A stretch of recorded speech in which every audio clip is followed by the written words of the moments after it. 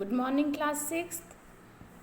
Today we will start our chapter number 4 from page number 28, Properties of Material. Last class में हमने material के बारे में पढ़ा. अब मटेरियल की क्या प्रॉपर्टीज़ होते हैं, उसके क्या कैरेक्टरिस्टिक्स होते हैं. Have you ever wondered why a tumbler is not made with a piece of cloth.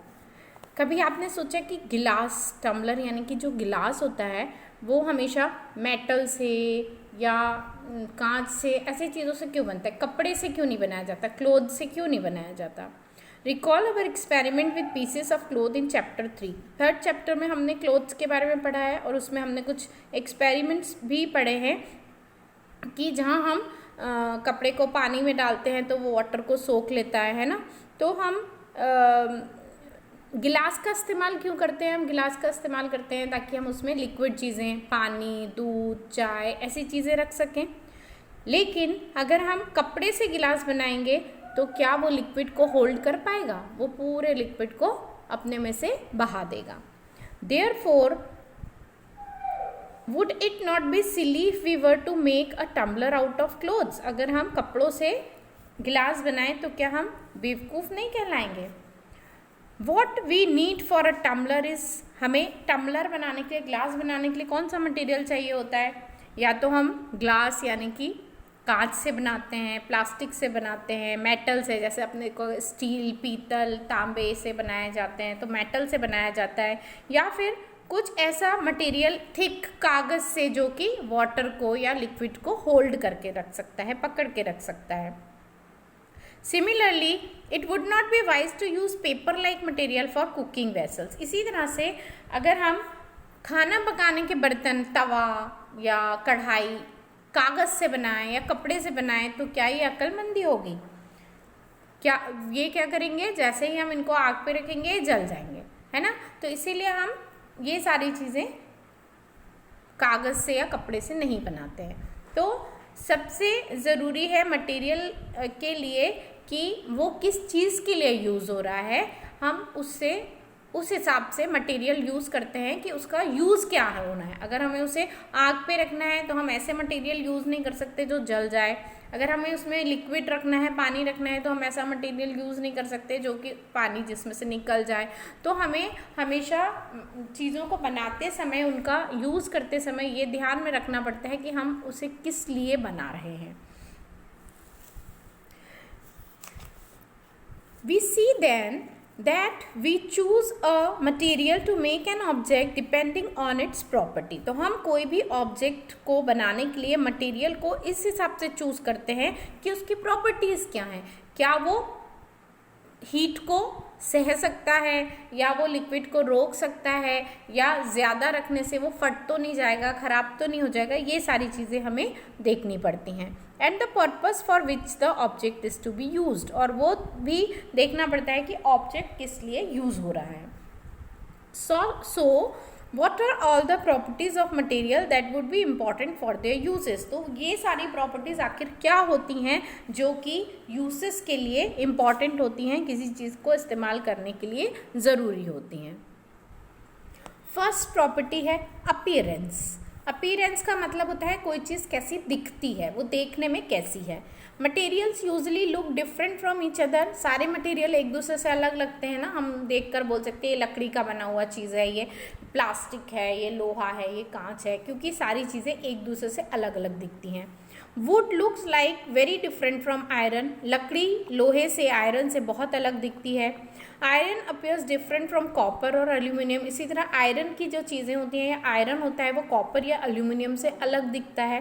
Eight the same time there may be some similarities between iron, copper and aluminium that are not there in wood. लेकिन साथ ही साथ iron, copper और aluminium में कुछ similarities भी होती हैं, कुछ समानताएं भी होती हैं जो कि वुड में नहीं होती हैं.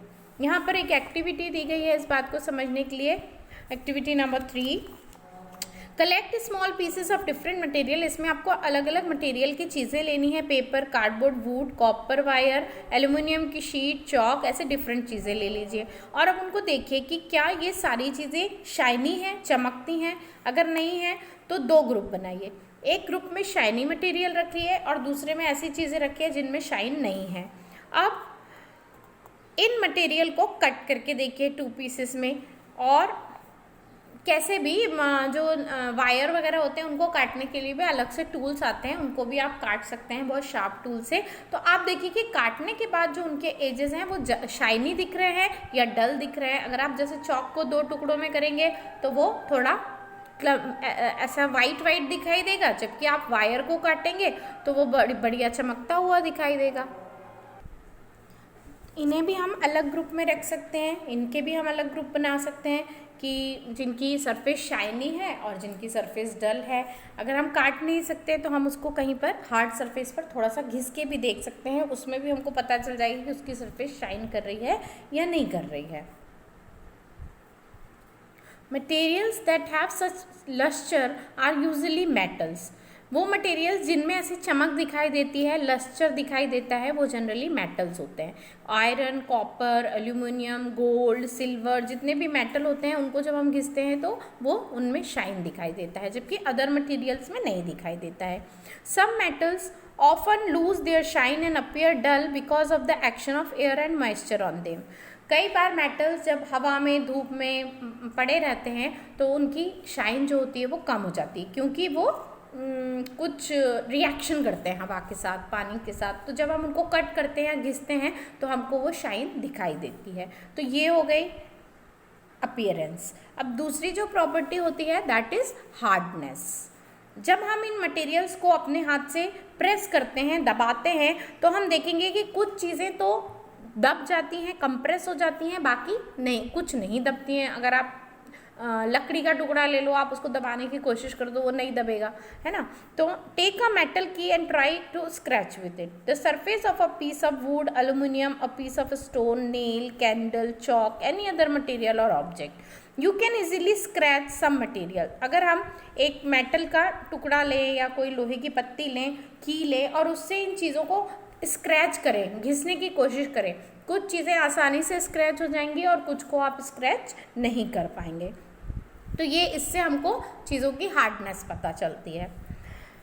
Materials which can be compress, जिन्हें हम दबा सकते हैं, कंप्रेस कर सकते हैं या फिर स्क्रैच कर सकते हैं आसानी से, उन्हें हम कहते हैं कि ये सॉफ्ट है। और जो मटेरियल डिफ़िकल्ट हैं दबाने में या स्क्रैच करने में, उन्हें हम कहते हैं कि हार्ड हैं। जैसे कि कॉटन या स्पंज आसानी से कंप्रेस हो जाते हैं तो ये सॉफ्ट हो गए, जबकि आयरन या कॉपर आसानी से कंप्रेस नहीं होते हैं तो ये हार्ड हो गए। इन appearance metal can have different properties. Appearance में मेटल में अलग अलग प्रॉपर्टीज़ हो सकती है मटेरियल्स में, जैसे कि चमक हो सकती है, हार्डनेस हो सकती है, वो रफ या चिकने हो सकते हैं, स्मूथ हो सकते हैं। तो ऐसी बहुत सारी अदर प्रॉपर्टीज़ होती हैं। तो ये प्रॉपर्टीज़ हो गई मेटल की। अब हम नेक्स्ट वीडियो में सॉल्यूबल और इनसॉल्यूबल इसके बारे में पढ़ेंगे।